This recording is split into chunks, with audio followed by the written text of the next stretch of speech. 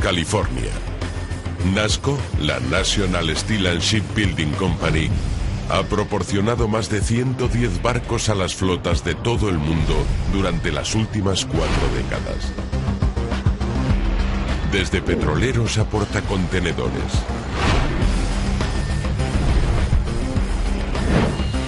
Y todos necesitan cobre, toneladas y toneladas de cobre.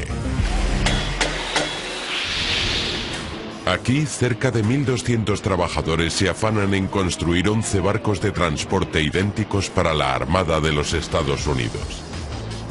El primero de dichos barcos, el USNS Lewis y Clark, ya está en servicio.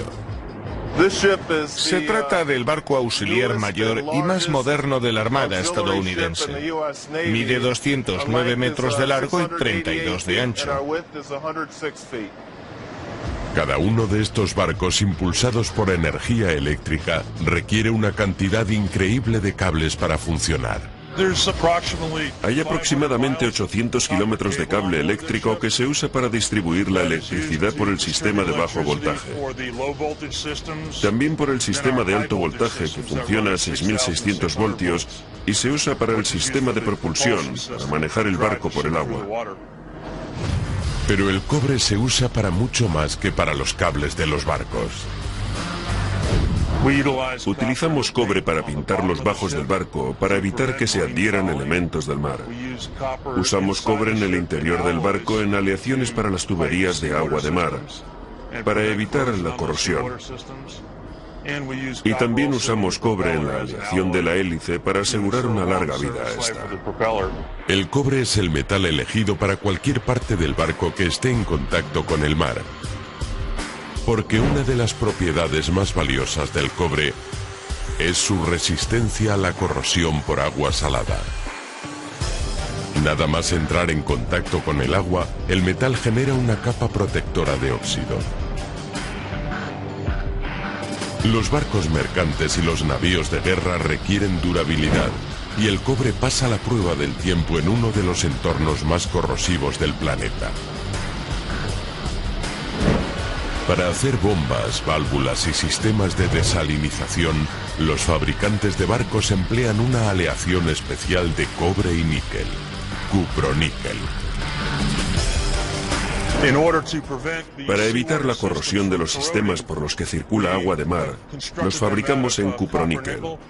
El cobre es muy resistente a la corrosión. Cuando circula agua de mar por una tubería de cuproníquel, se crea una capa de óxido en el interior de dicha tubería que detiene el proceso de corrosión. La aleación contiene generalmente el 70% de cobre y el 30% de níquel. La adición de níquel aumenta la dureza y la resistencia a la corrosión del cobre. También se hacen aleaciones de cobre con metales más duros para las partes de mayor tamaño y resistencia del barco. Una hélice resistente a la corrosión de 6,5 metros de ancho y 40 toneladas. Los ingenieros navales que fabrican estas hélices tan enormes combinan técnicas centenarias con nuevas tecnologías de fabricación.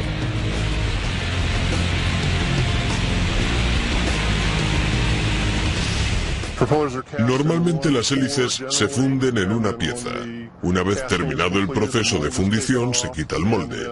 La hélice así obtenida se limpia, se pule y se rectifica. En vez de construir una maqueta del barco, utilizan modelos generados por ordenador. Normalmente se hace una idea muy precisa de cómo funcionará en el casco. Una vez realizada la pieza de fundición de la hélice, se retoca con mucha precisión. Las aspas de la hélice deben tener una forma determinada para asegurar su duración y evitar vibraciones y ruidos que puedan crear problemas en el barco. Aunque las hélices de aleación de cobre pueden soportar años de exposición al agua de mar, pueden sufrir daños por impactos. Los ingenieros revisan metódicamente las hélices con tintes químicos y lupas para descubrir hasta el más mínimo fallo. Una pequeña grieta puede extenderse y causar una catástrofe. Se puede perder un aspa de la hélice por una pequeña grieta que no se repara y crece. Hacemos una inspección visual y basándonos en ella decidimos qué reparaciones es necesario hacer. Normalmente soldaduras, lijado y equilibrado de la hélice. El cobre también protege a los barcos de criaturas marinas diminutas pero peligrosas, a las que si se les da tiempo suficiente pueden llegar a hundir el barco. El cobre es microbicida, es decir, los microorganismos no pueden subsistir en él. Según algunas teorías científicas, el cobre mata a los microbios dañando su ADN. Se usa para proteger a los barcos de los organismos marinos desde el siglo XVIII, en que la Marina Real Británica forró por primera vez los cascos de sus navíos de guerra de madera con planchas de cobre. El cobre protege a la madera de los gusanos marinos que pueden perforar el casco. También repele a los percebes que crean resistencia al avance. En la actualidad, con los cascos de acero, sigue haciendo falta algo que impida que la vida marina se adhiera al casco. Por eso se usan pinturas con cobre. El cobre impide que se desarrolle vida marina en el casco del barco. A lo largo de los siglos, los fabricantes de barcos se han aprovechado de las cualidades del cobre en el mar. Uno de los barcos estadounidenses más famosos, el Constitution, conocido como costados de hierro, estaba chapado con cobre, no con hierro. Cuando se construyó el barco en los astilleros Edmund Hart de 1794 a 1798, revistieron el casco del barco con cobre. El cobre utilizado venía de Gran Bretaña. Era de importación. Paul Revere suministró los pernos y los cierres de cobre que se usaron en el barco durante su construcción. En 1803, cuando el barco, deteriorado por el mar, fue a puerto para ser reparado, Paul Revere decidió que había llegado el momento de hacer láminas de cobre en Norteamérica. Cuando se restauró el Constitution en el año 1803, Paul Revere, gracias a la ayuda del gobierno y a su propio dinero, desarrolló un proceso de laminado en Canton, Massachusetts, y laminó el cobre. Así que el segundo laminado del Constitution lo hizo Revere Metal, con material fabricado en el país. El casco no era el único lugar del barco donde se usaron láminas de cobre. Otra zona pequeña pero fundamental estaba completamente forrada de cobre. Aquí venían los marineros durante la batalla y recogían cada uno unos 3 kilos de pólvora que se guardaba aquí, que está forrado de cobre. El cobre es un metal no ferroso. No es fácil que suelte chispas. Con toda esta pólvora en la bodega, si saltara una chispa, podría incendiarse el barco y se podría hundir. Aunque las aplicaciones de cobre en el mar se conocen desde hace solo algunos siglos, nos hemos aprovechado del abanico de propiedades del metal rojo desde hace casi 10.000 años. En aquella época el cobre contribuyó a revolucionar nuestra tecnología. En la actualidad, el cobre está por todas partes. Todo lo que tocamos a lo largo del día contiene cobre, o tiene alguna relación con el cobre. Tenemos cobre en los teléfonos, en los ordenadores, tenemos cobre en nuestros cuerpos. El cobre es vital en nuestra forma de vida moderna. Se utiliza en motores eléctricos, se utiliza en tuberías. Se usa cobre para el cableado. Sin estas cosas la sociedad no podría estar al nivel al que está. Es uno de los pilares básicos para conseguir un mundo industrializado. El cobre, además de su capacidad para resistir a la corrosión, matar bacterias y conducir la electricidad y el calor, es hermoso. Puede convertirse en el centro de atracción, como en esculturas y tejados. El cobre y las aleaciones de cobre nos atraen por su color, su calidez, su capacidad para cambiar de color y de forma. Es uno de los pocos productos con los que se pueden conseguir elementos de metal que transmitan calidez. De hecho, fue el rojo característico del cobre lo que primero llamó la atención.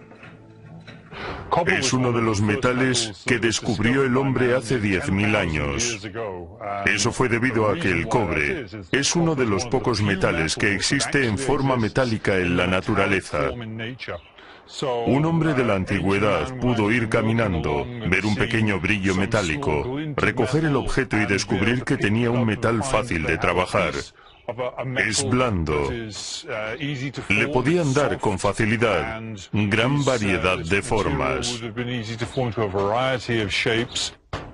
Hacia el año 3600 a.C. aumentó la demanda de cobre debido a su uso en elementos tan dispares como joyas y puntas de flecha. Los depósitos naturales comenzaron a escasear. Pero los egipcios descubrieron un proceso llamado fundición que separaba el metal de la veta de mineral en que se encontraba. El primer método de fundición fue sencillamente calentar el metal en un fuego lo bastante caliente para derretir el metal. El proceso de fundición se realizaba de forma natural, al quemarse algunas de las impurezas. Por el sistema de prueba y error, las civilizaciones posteriores se dieron cuenta de que podían añadir ciertas cosas al metal fundido, que contribuía a eliminar las impurezas. Si añades carbón vegetal, carbón en general, es probable que el carbón se combine con el oxígeno de alguna de las impurezas y arda formando dióxido de carbono, monóxido de carbono, dejando metal no oxidado. Hacia el año 3000 a.C., los egipcios crearon sin querer un nuevo metal al mezclar estaño y cobre. El cobre y el estaño forman el bronce.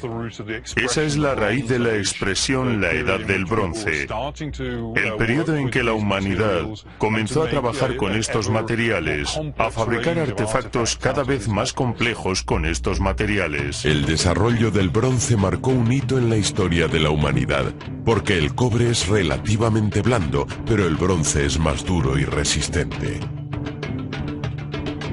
Los agricultores podían fabricar gran variedad de herramientas resistentes y los guerreros crear armas con bordes cortantes y mortíferos. Fuera de toda duda, el ejército que tuviera más espadas y armaduras de bronce tenía una ventaja clara.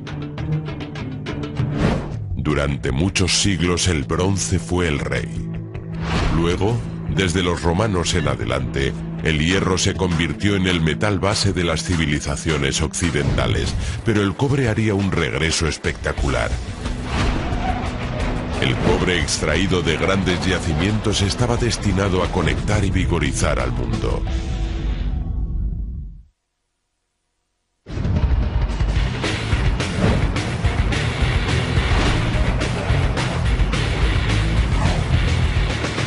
En la mina de cobre Phelps Dodge, de Sierrita, Arizona, los camiones trabajan duro transportando mineral metalífero.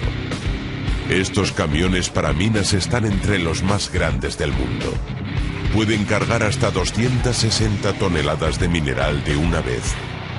Aún así, estos camiones del tamaño de una casa no podrían mover ni un gramo de cobre sin cobre. En cada uno de estos camiones hay mucho cobre. Hay cobre en los cables que recorren el camión para activar las luces. También se usa cobre en el alternador. Se usa cobre en todos los motores que hay en los camiones. Por supuesto, hay gran cantidad de cobre en el radiador, que es un componente vital para mantener la temperatura del motor. Los radiadores de los camiones para minas más grandes utilizan 1110 kilos de cobre en tubos y aletas. El cobre demuestra aquí otra de sus propiedades únicas. conduce el calor mejor que la mayoría del resto de metales. Se usa cobre porque es muy buen conductor del calor. El calor del agua que viene del motor se transmite al cobre al pasar por un entramado. El calor pasa al otro lado del cobre y se disipa en el aire. Phelps Dodge tiene un total de 5 minas en el suroeste de los Estados Unidos. Entre todas producen más de 900 millones de kilos de cobre al año, lo que supone un 60% de la producción total de cobre de los Estados Unidos.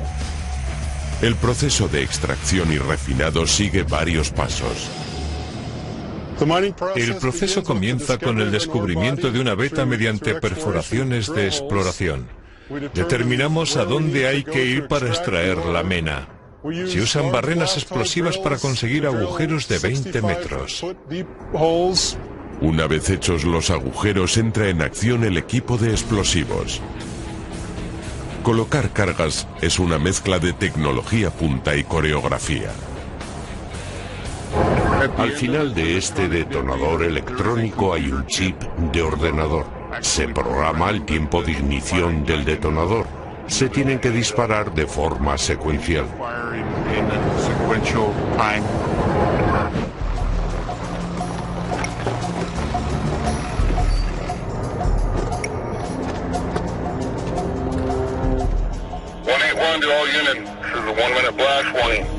Fuego al primero.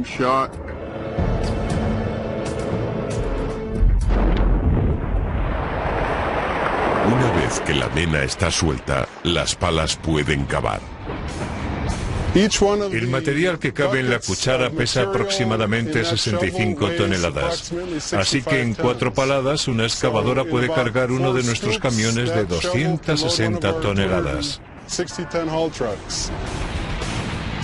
Si la mena se recoge cerca de la superficie, el cobre que contiene ha estado expuesto al oxígeno.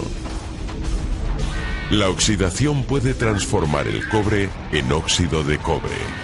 Los átomos del óxido de cobre no están tan unidos a la mena como el cobre, así que se puede sacar de la mena por succión. Lo que hacen detrás de mí es rociar una solución ligeramente ácida sobre material que contiene óxido de cobre. La solución contiene ácido sulfúrico. Al entrar en contacto con mena se convierte en sulfato de cobre. El sulfato de cobre va luego a una de nuestras instalaciones de procesado, donde finalmente extraemos el cobre. La mena que no se puede tratar así sigue un proceso diferente.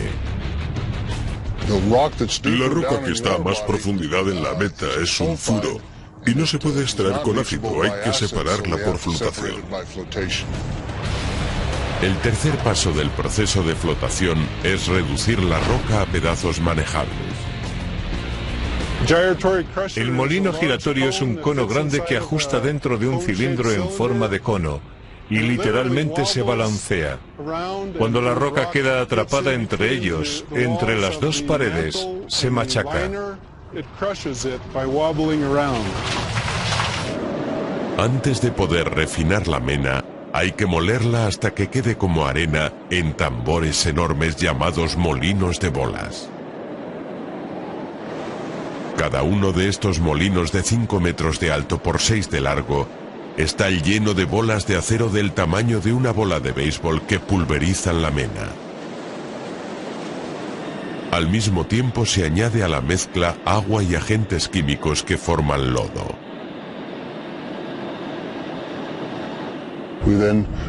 Lo ponemos en una máquina donde agitamos el lodo con burbujas y reactivos. El mineral de cobre se pega a las burbujas y sube a la superficie. Lo recogemos, filtramos el agua y lo enviamos al horno de fundición. En el horno se concentra, se calienta, se funde y se separa el cobre. El metal que sale del horno es 99,6% cobre. Pero no es lo bastante puro para la mayoría de las aplicaciones eléctricas.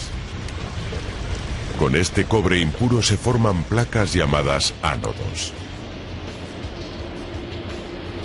Los ánodos se refinan más tarde usando un sistema llamado refinado electrolítico. En el refinado electrolítico, los ánodos se suspenden durante 10 días en una solución ácida electrificada. Durante ese tiempo el cobre se disuelve y es atraído por el cátodo, que tiene carga negativa, dejando atrás todas las impurezas. El cátodo resultante es cobre puro al 99,99%. Un proceso similar llamado electroplastia por ánodos insolubles se utiliza para obtener cobre del sulfato de cobre líquido procedente del proceso de absorción. En el proceso de electroplastia usamos electricidad para cargar los iones de la solución y el cobre se fija en placas sólidas. Si se pudiera ver dentro de la celda de electroplastia, veríamos pequeños electrones y protones de cobre. Veríamos el cobre moviéndose hacia la hoja y recubriéndola, fijándose a ella y solidificándose. Al cabo de un periodo de 5 a 7 días, la capa de cobre en la lámina es lo bastante pesada para que podamos recoger el cobre. Estos cátodos de 90 kilos son también de cobre al 99,9. Las operaciones de extracción y refinado se desarrollan durante 24 horas al día, 365 días al año. Como en la mayoría de las minas de cobre, la mena que se extrae en Sierrita tiene un porcentaje de cobre pobre. Cada tonelada de mena produce solo 3 kilos de cobre. Pero muchos de los productos de cobre no se hacen con el cobre virgen de las minas. Al año se reciclan aproximadamente 1,5 millones de toneladas de chatarra de cobre. El cobre es un metal 100% reciclable. La mayoría del cobre y las aleaciones de cobre que nos rodean provienen de cobre reciclado. La tubería de cobre que tiene en su casa podría ser material reciclado de las joyas que usó Cleopatra hace muchos años. El cobre reciclado se puede usar prácticamente para todo, menos para cables eléctricos, porque refinar el metal hasta casi un 100% de pureza no resulta rentable. Uno de los grandes consumidores de cobre reciclado es la industria de la fontanería. Los fontaneros eligen con frecuencia instalar tuberías de cobre debido a su resistencia natural a la corrosión. Con frecuencia duran más que el edificio en el que se instalan. Hacer tuberías de cobre, o tubos, como se los llama normalmente, es un proceso bastante simple. Todo el mundo por la mañana coge un tubo de pasta de dientes. Aprieta el tubo y sale la pasta. Hacer tubos de cobre es lo mismo. Cogemos un bloque de cobre, lo hacemos pasar por una prensa de extrusión, que es el tubo de pasta de dientes. Apretamos con mucha presión y el tubo de cobre sale por el otro lado.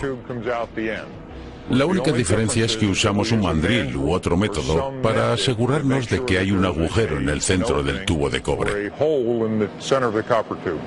Los fontaneros modernos no fueron los primeros en descubrir el potencial del cobre en su campo.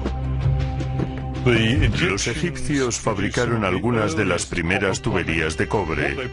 De lo que seguramente no se dieron cuenta es que además de tener un material que podían moldear en forma de tubería, estaban purificando el agua, ya que gracias a las propiedades microbicias del cobre, mataban a las bacterias que contenía el agua. En la actualidad, las propiedades microbicidas del cobre han impulsado a los expertos a estudiar el potencial del metal. Con las investigaciones que hay hoy en día en curso, se ha descubierto que tiene capacidad para matar a ciertos patógenos. Se ha visto que el cobre puede inhibir el crecimiento biológico de un sistema en un plazo corto de tiempo. Acaba con él. En un futuro próximo puede que el cobre se utilice en pomos de puertas y barandillas de hospitales para detener la propagación de bacterias como los estafilococos.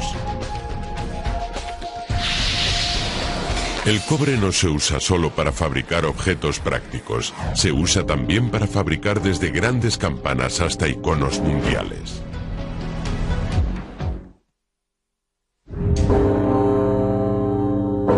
Esta es la campana de la paz mundial.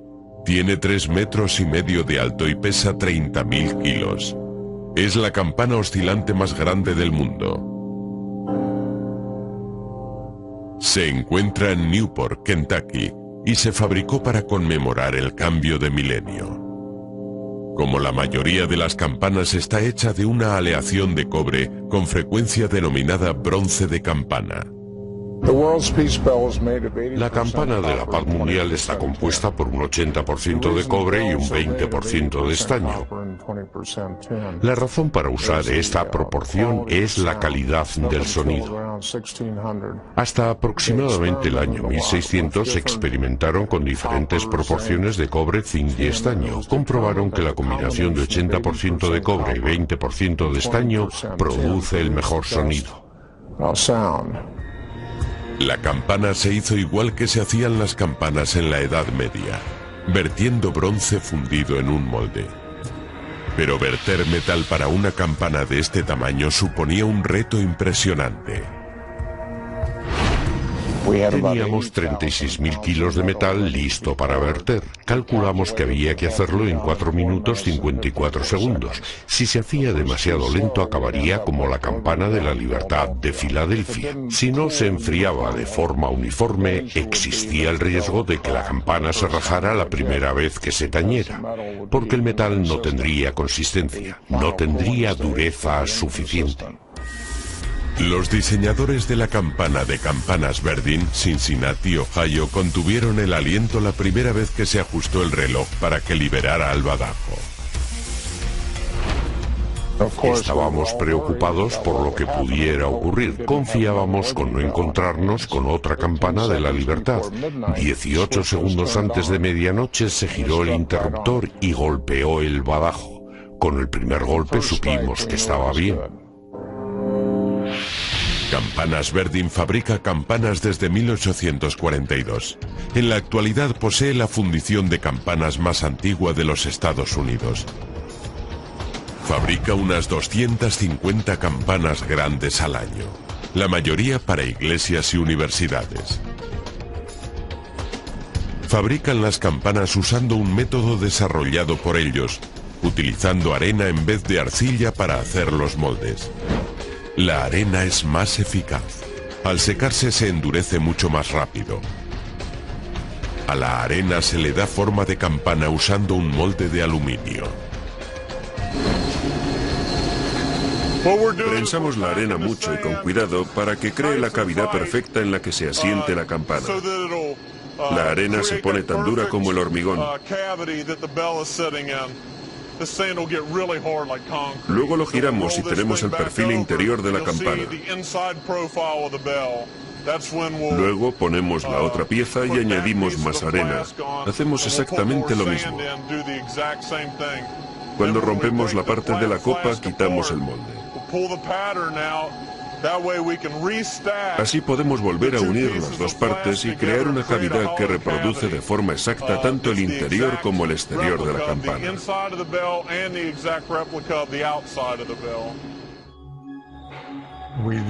Cuando fundimos el bronce a 12.000 grados, lo vertemos en el molde de arena. Esperamos a que enfríe. Lo rompemos y comienza la ardua tarea de limpiar. Cuando sale del molde, cuando la liberamos, no tiene muy buen aspecto. En Verdin también utilizan bronce para hacer estatuas. Durante siglos los artistas han valorado la belleza y durabilidad del bronce. Algunas estatuas se moldean usando un procedimiento similar al usado para hacer campanas. Pero otras estatuas, incluida la más reverenciada de Norteamérica, la Estatua de la Libertad, están hechas de cobre puro.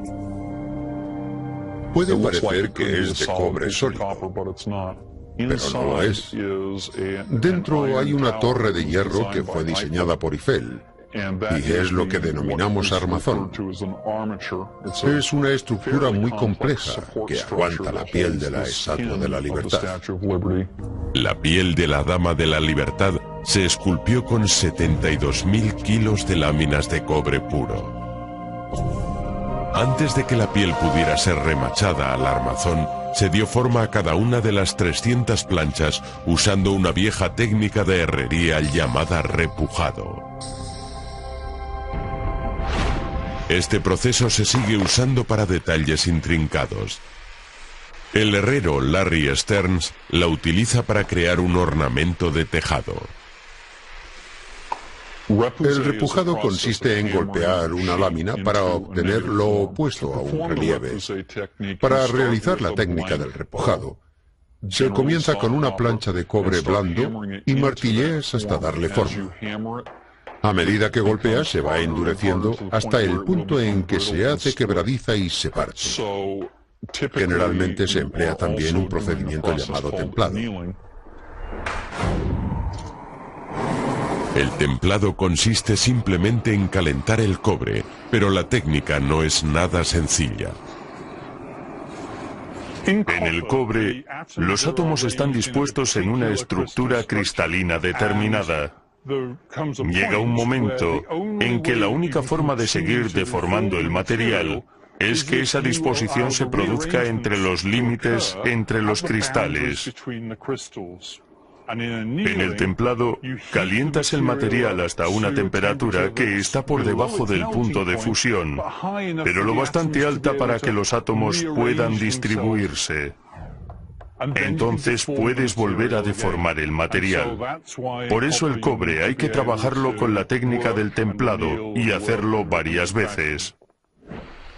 Todavía falta mucho, pero ya ve que empieza a aparecer la forma. Aunque al cobre se le puede dar forma ornamental con rapidez, pueden hacer falta 10 años o más para que se forme la característica pátina verde del cobre. La pátina es una estructura cristalina que se crea en la superficie del cobre. Al cabo de varios meses de tiempo húmedo, la superficie tendrá un bonito y uniforme color marrón. Ese tono permanece estable durante 10 o 15 años. Luego comienza a aparecer el color verde. Para aquellos que no pueden esperar, hay una forma de acelerar el ritmo de la naturaleza. Los herreros pueden aplicar sulfato de aluminio u otros oxidantes químicos que aceleran el proceso de aparición de la pátina. El cobre brillante envejece en cuestión de minutos. Pero el majestuoso color verde que toma el cobre con el tiempo no es la única razón para que los propietarios elijan cobre para sus tejados. Si está bien instalado, un tejado de cobre de 450 gramos durará 100 años. Puedes colocar el tejado y olvidarte de él durante 100 años, mientras que la tela asfáltica se deteriora en 15. Pero más vale que tenga la cartera repleta. Un tejado de cobre para una casa de tamaño medio puede llegar a costar 30.000 euros. El cobre ha demostrado su durabilidad, porque podemos ver catedrales europeas que tienen el mismo cobre en el tejado desde hace cientos de años. El proceso químico que hace que los tejados de cobre desarrollen una pátina protectora es la razón de que duren tanto. La pátina es simplemente lo que sería la herrumbre en el hierro. Forma una barrera entre la atmósfera y el metal, proporcionando una capa protectora.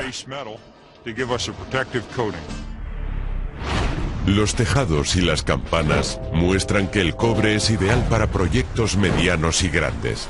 Pero el cobre también sirve para lo pequeño. Se encuentra en la mayoría de los aparatos electrónicos. Circuitos integrados, más comúnmente llamados chips de ordenador, están en el corazón de todo aparato electrónico. En la última década los circuitos de cobre han permitido que los chips, y por consiguiente multitud de aparatos electrónicos, sean más pequeños y más potentes. Al principio se usaba aluminio para los circuitos integrados porque era el mejor material al ser compatible con el resto de la tecnología de los circuitos integrados. El cobre se ha conocido toda la historia como un metal muy bueno para interconexiones. Sin embargo, tiene algunas propiedades negativas. Si entra en contacto con el dispositivo, cambia sus propiedades y el circuito integrado no se comportaría como estaba diseñado que hiciera. A mediados de la década de los 90, los circuitos de aluminio no podían ser lo bastante pequeños para encajar en los diminutos aparatos electrónicos. La resistencia del aluminio al flujo de la electricidad significa que hace falta más aluminio y más espacio para que pase corriente suficiente. Los ingenieros sabían que la menor resistencia del cobre permitía usar cables mucho más pequeños, pero tenían que encontrar la forma de proteger el silicio del cobre. Después de casi 15 años de investigación, los científicos de IBM Italia desarrollaron una barrera microscópica que hacía justo eso. Se llamó barrera de protección. Mantenía el cobre encima de los dispositivos. No podía descender a las capas del dispositivo propiamente dicho. Este avance hizo posible fabricar chips más pequeños que trabajaban un 40% más rápido, con un 30% menos de energía. Instalar interconectores de cobre en chips de silicio requiere un trabajo de metalurgia relativamente común, pero a escala microscópica. Usamos la electrólisis como se hacía en los viejos tiempos para cubrir de cobre el fondo de los utensilios de cocina. Hay ciertos elementos químicos que permiten llenar todas estas ranura con metal de cobre.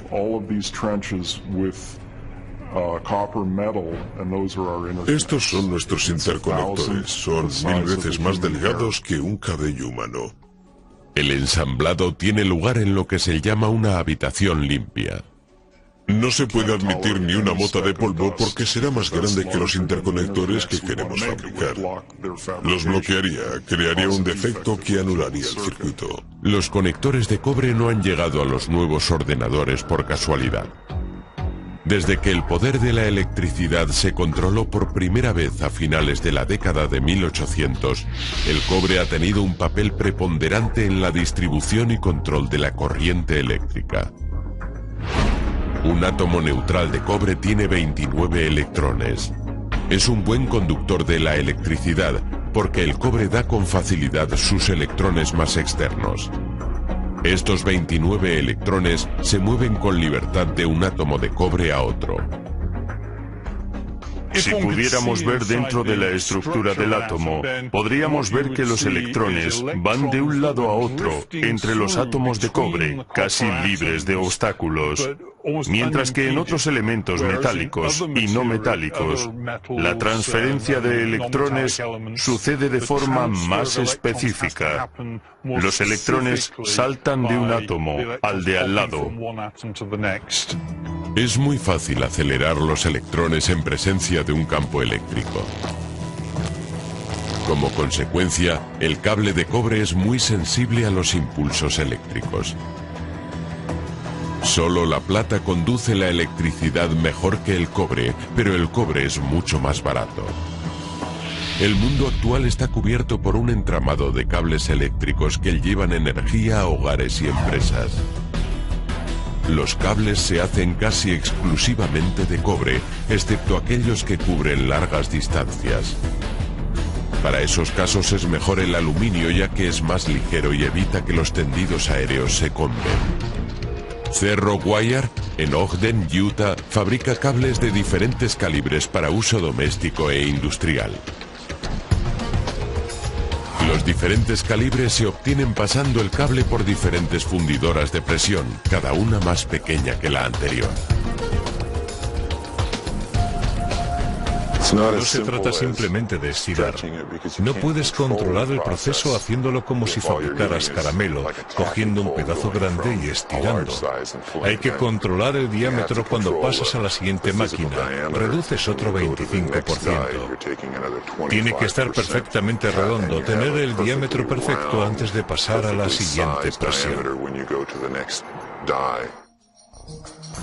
Cerro une varios hilos de cobre para crear los cables que se usarán para transportar corrientes de alto voltaje en edificios industriales. Como los productos industriales tienen que transportar muchos más voltios y amperios, se hacen de varios hilos para que mantengan la flexibilidad. Los cables de cobre, además de transportar energía eléctrica, sirven para las comunicaciones.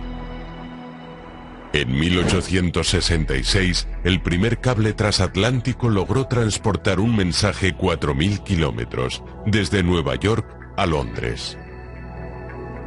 El núcleo del cable transatlántico estaba formado por 7 hebras de hilo de cobre de la mejor calidad. Aunque la fibra de cristal de sílice ha reemplazado al cobre como medio de transporte de señales, hay más cobre que vidrio en los últimos cables transoceánicos. Los cables están forrados en cobre que lleva energía a las bombas. Las bombas accionan un láser que transporta la información. El cobre también protege los datos, creando un escudo electromagnético que bloquea las interferencias. Al igual que otros dispositivos eléctricos, los cables requieren cobre puro. Pero las nuevas aleaciones de cobre están llevando el cobre más allá del mundo de la electrónica.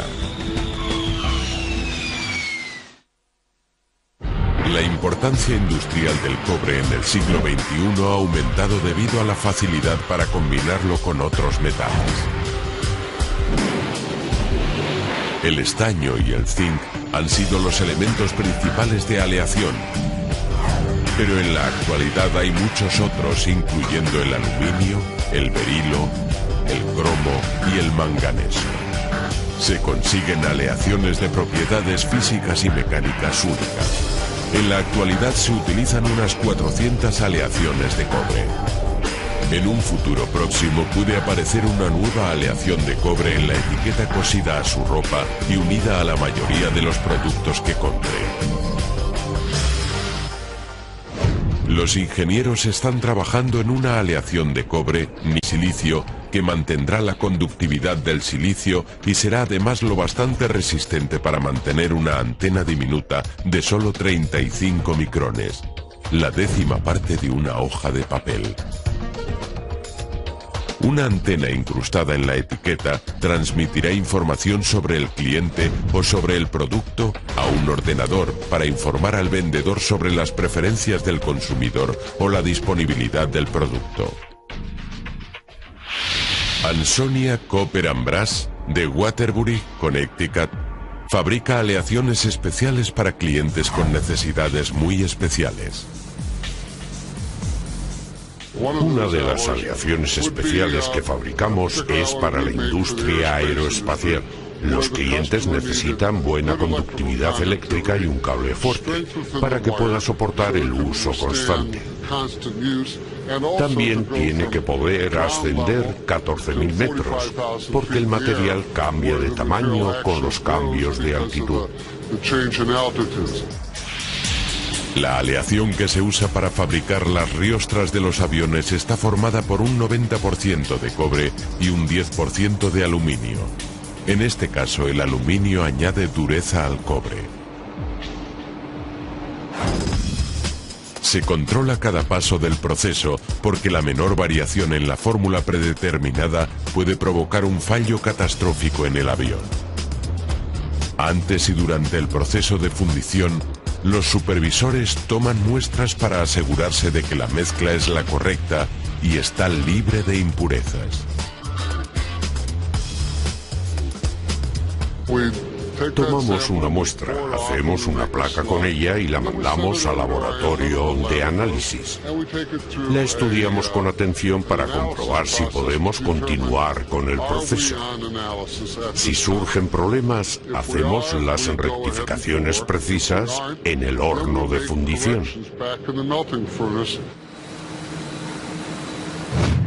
Los químicos del laboratorio evalúan rápidamente cada muestra. Uno de los elementos que utilizan, el espectrómetro, analiza la composición atómica de cada muestra. Después de que un láser corte algunos átomos de la muestra, se filtra una luz por la finísima lámina de átomos. La luz se proyecta sobre un prisma de colores. Cada color representa un elemento. La cantidad de cada color indica a los químicos cuánto de cada metal hay en la muestra. Esta muestra representa 3.500 kilos de metal en el taller de fundición. Tenemos unos 20 minutos para determinar la presencia de 25 elementos e informar al taller de fundición. Después de fundir y dar forma a una aleación, se hacen más pruebas para estudiar sus propiedades físicas. En la prueba de tensión se tira del material y se mide la fuerza de tracción que puede soportar antes de romperse. Eso define la ductilidad del material. Todas las aleaciones se hacen buscando unas características y tenemos que conseguir un material con esas características. Los antepasados que combinaron por primera vez cobre y estaño no podían haber predicho a dónde los llevaría el bronce. Los metalistas del siglo XXI solo pueden intuir a dónde nos llevarán las nuevas aleaciones. Lleva tanto tiempo entre nosotros que creemos conocer casi todos sus usos. Pero solo lo creemos. Estamos seguros, más allá de toda duda, de que el cobre será un metal fundamental en todo lo que hagamos de aquí en adelante. Las mismas propiedades que conocemos y usamos nos permitirán seguir usándolo con las tecnologías del futuro.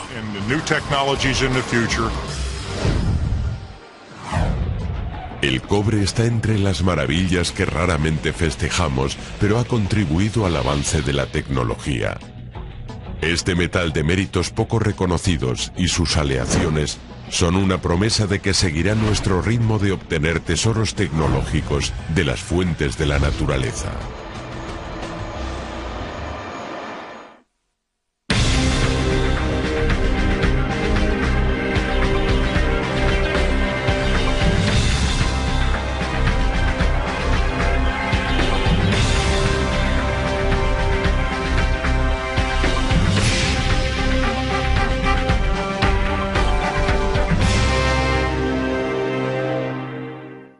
Podamos recoger el cobre.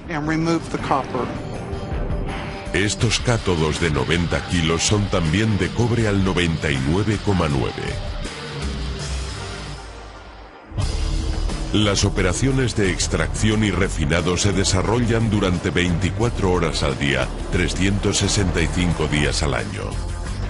Como en la mayoría de las minas de cobre, la mena que se extrae en Sierrita tiene un porcentaje de cobre pobre.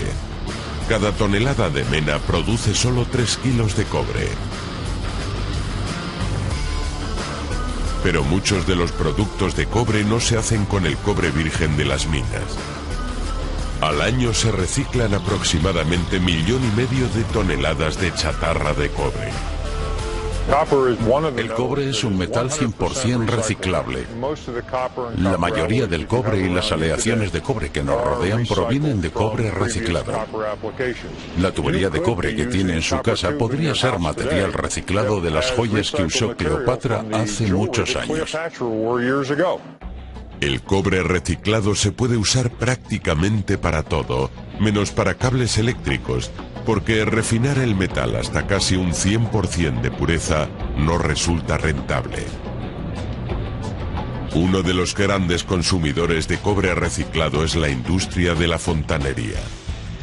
Los fontaneros eligen con frecuencia instalar tuberías de cobre debido a su resistencia natural a la corrosión. Con frecuencia duran más que el edificio en el que se instalan. Hacer tuberías de cobre, o tubos, como se los llama normalmente, es un proceso bastante simple. Todo el mundo por la mañana coge un tubo de pasta de dientes.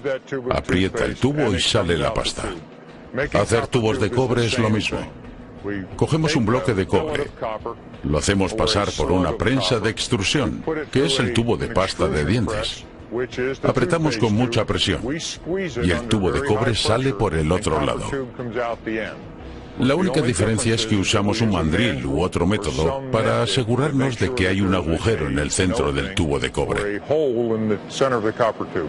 Los fontaneros modernos no fueron los primeros en descubrir el potencial del cobre en su campo. Los egipcios fabricaron algunas de las primeras tuberías de cobre. De lo que seguramente no se dieron cuenta es que además de tener un material que podían moldear en forma de tubería, estaban purificando el agua, ya que gracias a las propiedades microbicias del cobre, mataban a las bacterias que contenía el agua. En la actualidad, las propiedades microbicidas del cobre han impulsado a los expertos a estudiar el potencial del metal. Con las investigaciones que hay hoy en día en curso, se ha descubierto que tiene capacidad para matar a ciertos patógenos. Se ha visto que el cobre puede inhibir el crecimiento biológico de un sistema en un plazo corto de tiempo. Acaba con él. En un futuro próximo puede que el cobre se utilice en pomos de puertas y barandillas de hospitales para detener la propagación de bacterias como los estafilococos. El cobre no se usa solo para fabricar objetos prácticos, se usa también para fabricar desde grandes campanas hasta iconos mundiales.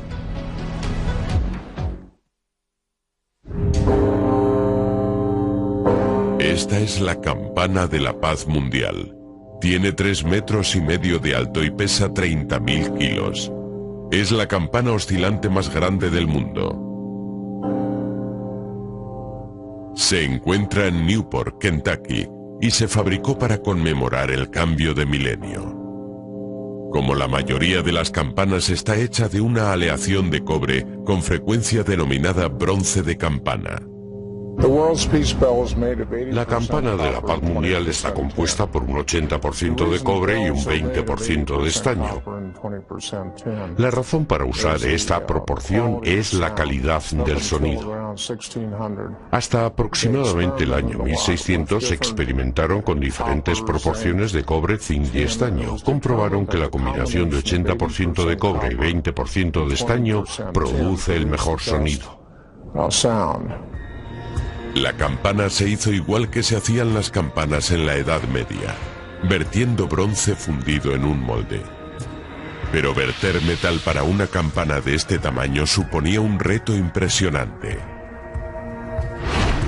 Teníamos 36.000 kilos de metal listo para verter. Calculamos que había que hacerlo en 4 minutos 54 segundos. Si se hacía demasiado lento, acabaría. Entra en acción el equipo de explosivos. Colocar cargas es una mezcla de tecnología punta y coreografía. Al final de este detonador electrónico hay un chip de ordenador. Se programa el tiempo de ignición del detonador. Se tienen que disparar de forma secuencial.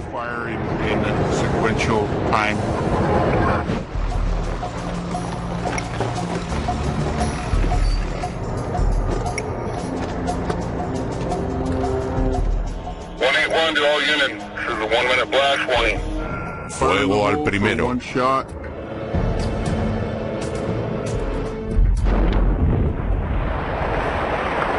vez que la mena está suelta, las palas pueden cavar.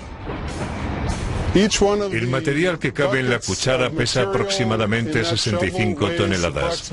Así que en 4 paladas una excavadora puede cargar uno de nuestros camiones de 260 toneladas. Si la mena se recoge cerca de la superficie, el cobre que contiene ha estado expuesto al oxígeno. La oxidación puede transformar el cobre en óxido de cobre. Los átomos del óxido de cobre no están tan unidos a la mena como el cobre, así que se puede sacar de la mena por succión. Lo que hacen detrás de mí es rociar una solución ligeramente ácida sobre material que contiene óxido de cobre. La solución contiene ácido sulfúrico. Al entrar en contacto con mena se convierte en sulfato de cobre. El sulfato de cobre va luego a una de nuestras instalaciones de procesado, donde finalmente extraemos el cobre. La mena que no se puede tratar así sigue un proceso diferente. La roca que está a más profundidad en la meta es sulfuro y no se puede extraer con ácido, hay que separarla por flotación. El tercer paso del proceso de flotación es reducir la roca a pedazos manejables. El molino giratorio es un cono grande que ajusta dentro de un cilindro en forma de cono y literalmente se balancea. Cuando la roca queda atrapada entre ellos, entre las dos paredes, se machaca. Antes de poder refinar la mena, hay que molerla hasta que quede como arena en tambores enormes llamados molinos de bolas. Cada uno de estos molinos de 5 metros de alto por 6 de largo está lleno de bolas de acero del tamaño de una bola de béisbol que pulverizan la mena. Al mismo tiempo se añade a la mezcla agua y agentes químicos que forman lodo. Lo ponemos en una máquina donde agitamos el lodo con burbujas y reactivos. El mineral de cobre se pega a las burbujas y sube a la superficie. Lo recogemos, filtramos el agua y lo enviamos al horno de fundición. En el horno se concentra, se calienta, se funde y se separa el cobre. El metal que sale del horno es 99,6% cobre. Pero no es lo bastante puro para la mayoría de las aplicaciones eléctricas. Con este cobre impuro se forman placas llamadas ánodos.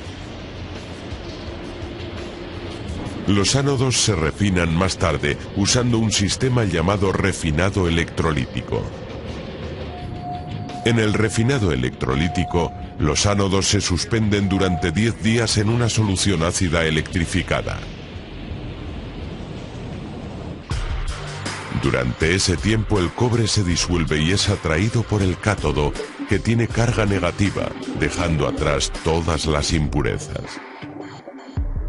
El cátodo resultante es cobre puro al 99,99%. Un proceso similar llamado electroplastia por ánodos insolubles se utiliza para obtener cobre del sulfato de cobre líquido procedente del proceso de absorción. En el proceso de electroplastia, usamos electricidad para cargar los iones de la solución y el cobre se fija en placas sólidas.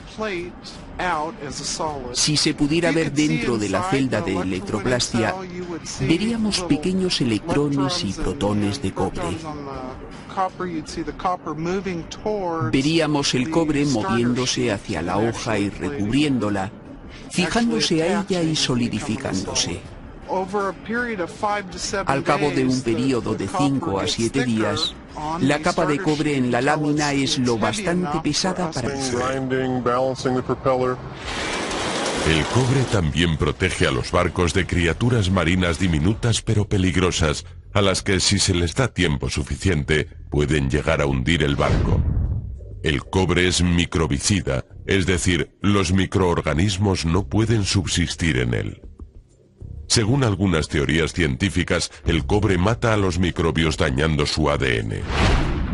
Se usa para proteger a los barcos de los organismos marinos desde el siglo XVIII, en que la Marina Real Británica forró por primera vez los cascos de sus navíos de guerra de madera con planchas de cobre.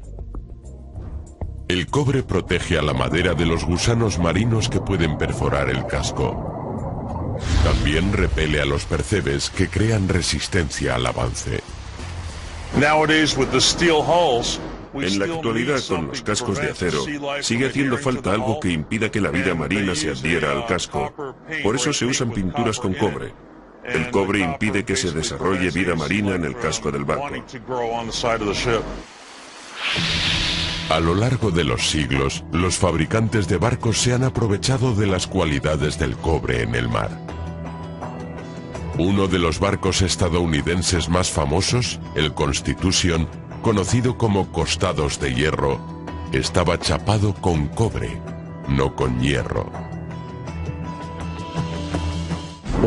Cuando se construyó el barco en los astilleros Edmund Hart de 1794 a 1798, revistieron el casco del barco con cobre. El cobre utilizado venía de Gran Bretaña. Era de importación.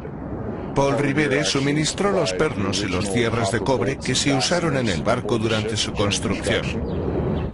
En 1803, cuando el barco, deteriorado por el mar, fue a puerto para ser reparado, Paul Revere decidió que había llegado el momento de hacer láminas de cobre en Norteamérica. Cuando se restauró el Constitution en el año 1803, Paul Revere, gracias a la ayuda del gobierno y a su propio dinero, desarrolló un proceso de laminado en Canton, Massachusetts, y laminó el cobre.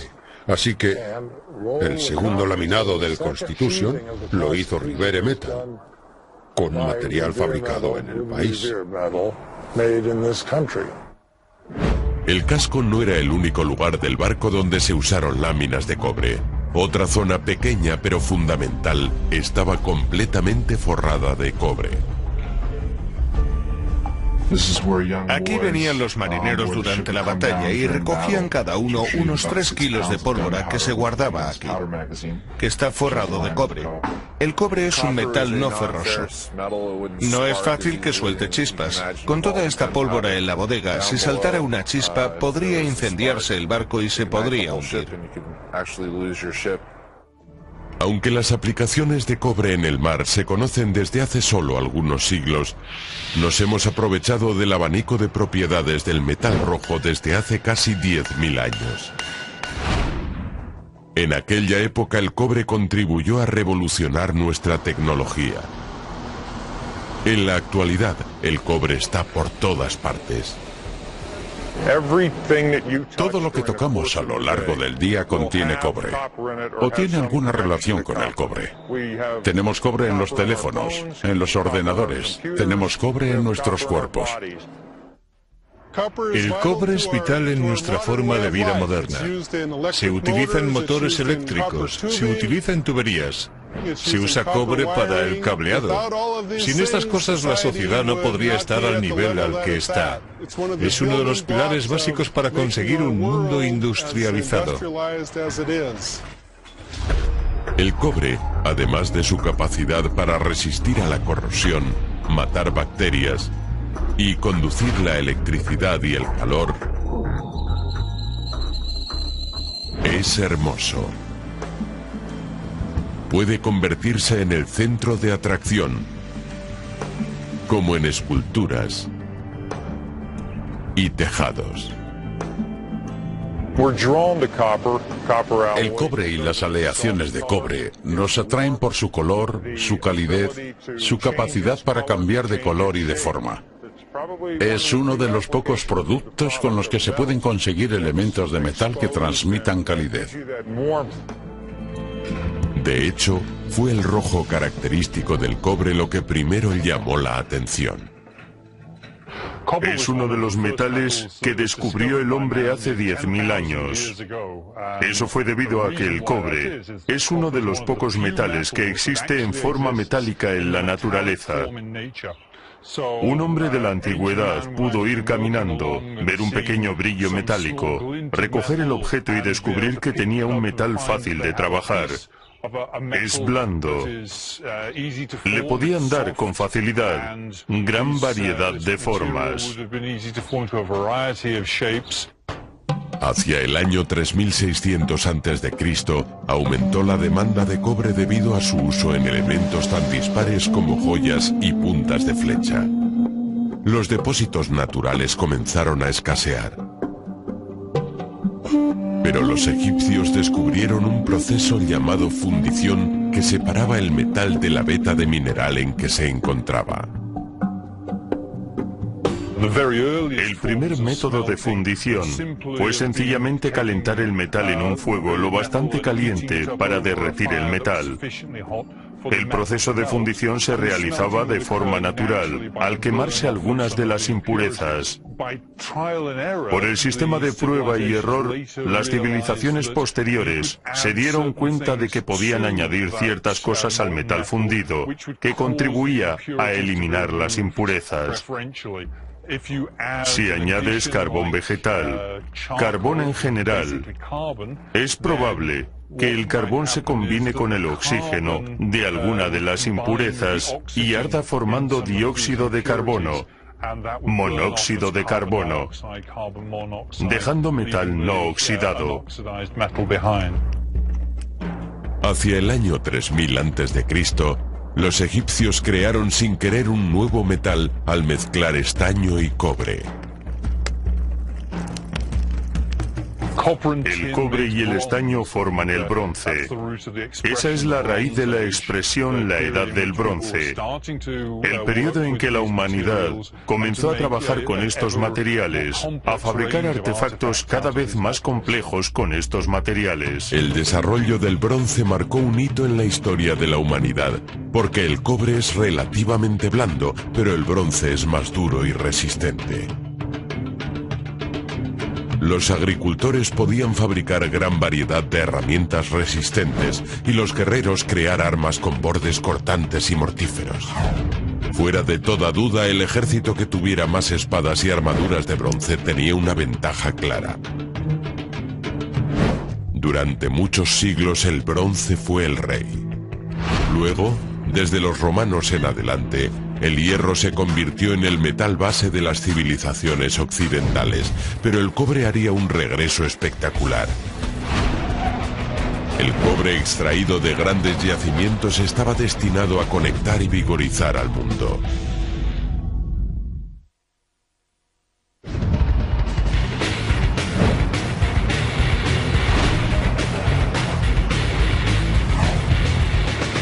En la mina de cobre Phelps Dodge de Sierrita, Arizona, los camiones trabajan duro transportando mineral metalífero.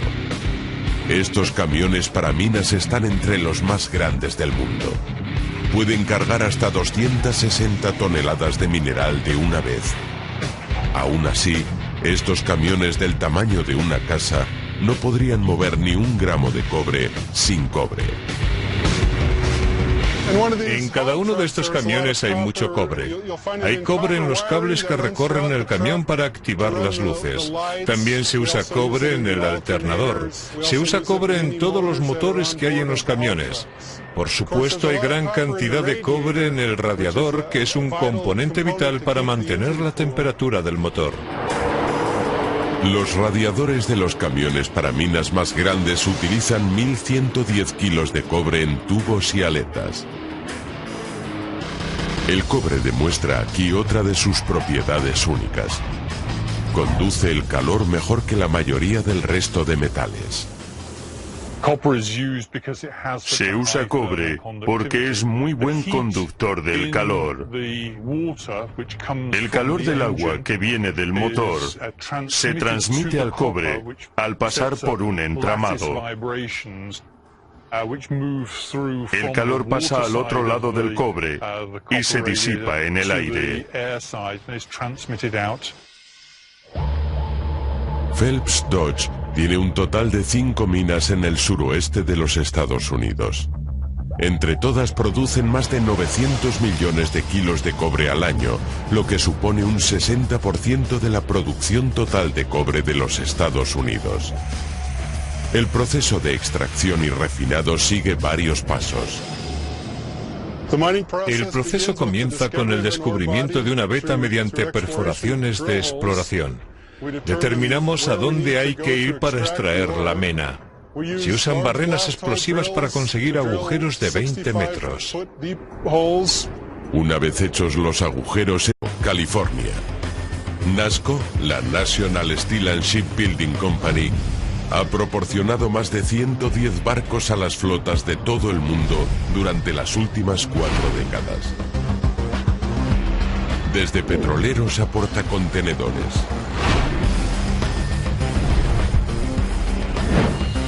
Y todos necesitan cobre, toneladas y toneladas de cobre. Aquí, cerca de 1.200 trabajadores se afanan en construir 11 barcos de transporte idénticos para la Armada de los Estados Unidos. El primero de dichos barcos, el USNS Lewis y Clark, ya está en servicio. Se trata del barco auxiliar mayor y más moderno de la Armada estadounidense. Mide 209 metros de largo y 32 de ancho. Cada uno de estos barcos impulsados por energía eléctrica requiere una cantidad increíble de cables para funcionar. Hay aproximadamente 800 kilómetros de cable eléctrico que se usa para distribuir la electricidad por el sistema de bajo voltaje. También por el sistema de alto voltaje que funciona a 6.600 voltios y se usa para el sistema de propulsión, para manejar el barco por el agua. Pero el cobre se usa para mucho más que para los cables de los barcos. Utilizamos cobre para pintar los bajos del barco, para evitar que se adhieran elementos del mar. Usamos cobre en el interior del barco en aleaciones para las tuberías de agua de mar, para evitar la corrosión. Y también usamos cobre en la aleación de la hélice para asegurar una larga vida a esta. El cobre es el metal elegido para cualquier parte del barco que esté en contacto con el mar. Porque una de las propiedades más valiosas del cobre es su resistencia a la corrosión por agua salada. Nada más entrar en contacto con el agua, el metal genera una capa protectora de óxido. Los barcos mercantes y los navíos de guerra requieren durabilidad, y el cobre pasa la prueba del tiempo en uno de los entornos más corrosivos del planeta. Para hacer bombas, válvulas y sistemas de desalinización, los fabricantes de barcos emplean una aleación especial de cobre y níquel, cuproníquel. Para evitar la corrosión de los sistemas por los que circula agua de mar, los fabricamos en cuproníquel. El cobre es muy resistente a la corrosión. Cuando circula agua de mar por una tubería de cuproníquel, se crea una capa de óxido en el interior de dicha tubería que detiene el proceso de corrosión. La aleación contiene generalmente el 70% de cobre y el 30% de níquel. La adición de níquel aumenta la dureza y la resistencia a la corrosión del cobre. También se hacen aleaciones de cobre con metales más duros para las partes de mayor tamaño y resistencia del barco. Una hélice resistente a la corrosión de 6,5 metros de ancho y 40 toneladas. Los ingenieros navales que fabrican estas hélices tan enormes combinan técnicas centenarias con nuevas tecnologías de fabricación.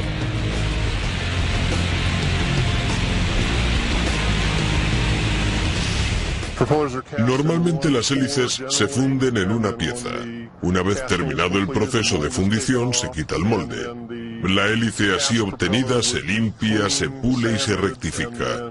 En vez de construir una maqueta del barco, utilizan modelos generados por ordenador. Normalmente se hacen una idea muy precisa de cómo funcionará en el casco. Una vez realizada la pieza de fundición de la hélice, se retoca con mucha precisión. Las aspas de la hélice deben tener una forma determinada para asegurar su duración y evitar vibraciones y ruidos que puedan crear problemas en el barco. Aunque las hélices de aleación de cobre pueden soportar años de exposición al agua de mar, pueden sufrir daños por impactos. Los ingenieros revisan metódicamente las hélices con tintes químicos y lupas para descubrir hasta el más mínimo fallo. Una pequeña grieta puede extenderse y causar una catástrofe. Se puede perder un aspa de la hélice por una pequeña grieta que no se repara y crece. Hacemos una inspección visual y basándonos en ella decidimos qué reparaciones es necesario hacer. Normalmente soldaduras, lijado y equilibrado de la hélice.